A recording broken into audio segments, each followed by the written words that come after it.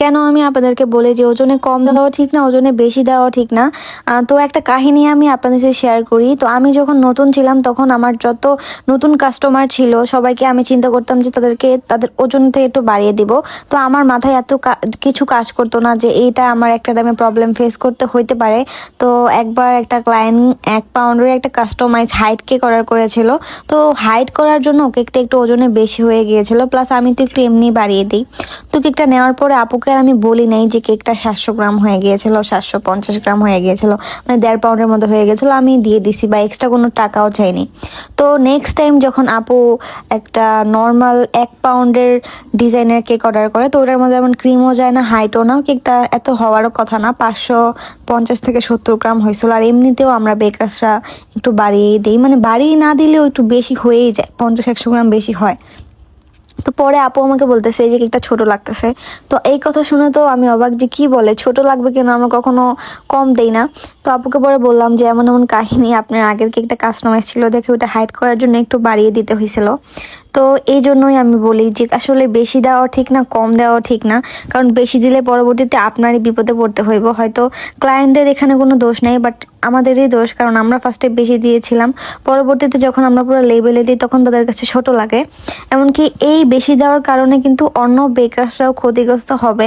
ধরেন আমি একটা ক্লায়েন্টকে সবসময় বাড়ায় বাড়ায় দিতেছি, হঠাৎ করে যদি উনি অন্য একটা বেকার্সের থেকে কেক অর্ডার করে, তখন কিন্তু উনি ওই কেকটাকে ছোট বলবে, বলবে উনি কম দেয় আর উনি বেশি দেয়। এটা কিন্তু এই জন্য আমার মনে হয় যে আসলে যতটুকু ওজন ততটুকুই দেওয়া দরকার। তো এই কেকটা ছিল হচ্ছে 1.5 পাউন্ডের মধ্যে, দেখলেন তো লেয়ারে লেয়ারে চকলেট গানাশ, চকলেট ক্রিম দিয়েছি, আর সুপার ময়েস্ট একটা কেক ছিল।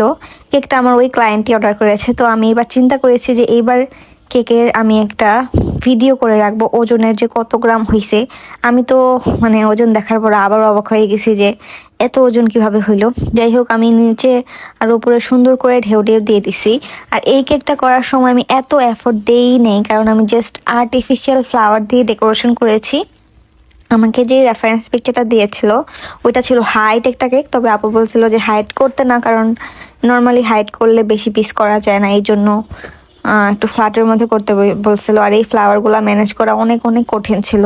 যখন দেখবেন আপনি কিছু করতে পারতেছেন না, আপনার কাছে সময় নেই, এই টাইপের আর্টিফিশিয়াল ফ্লাওয়ার দিয়ে ডেকোরেশন করে দিবেন, এত সুন্দর লাগে।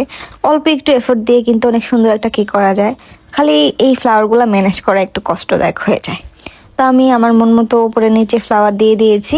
এখন একটা গোল্ডেন টপার দিয়ে দেবে। এই গোল্ডেন টপারটা আমি বেকেন ফ্ল্যাগ বিডি থেকে নিয়েছিলাম। তো এই তো এখন এর মধ্যে সুগার বল দিয়ে দিব। আর এই কেকটা মানে বানানোর পর এত সুন্দর লাগতেছিল। আমার এই ক্লায়েন্টটা প্রত্যেকবার যতবার কেক নেয় ততবার আমাকে ভালো ভালো রিভিউ দেয়। বাট একবার ওই যে মিসআন্ডারস্ট্যান্ডিং হয়েছিল ওজন কম বেশি নিয়ে, কারণ ওটা আমারই ভুল ছিল। আমি ফার্স্টে বেশি দিয়েছিলাম, পরে একটু লেবেলে দিয়েছিলাম, একেবারে সমান সমান দিয়েছিলাম, এই জন্য তার কাছে কম লাগছিল।